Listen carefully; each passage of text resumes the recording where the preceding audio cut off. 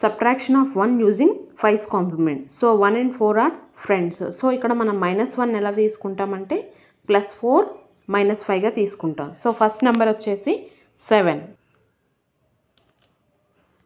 -2 -2 -1 అంటే మనం ఎలా తీసుకుంటాం ఇక్కడ +4 -5 +4 -5 అగైన్ +2 అంటే ఇక్కడ ఎడిషన్ ఆఫ్ 2 వాడతాం +5 -3 ఆన్సర్ 6 9 -4 -1 అంటే +4 -5 అగైన్ -3 ఆన్సర్ 1.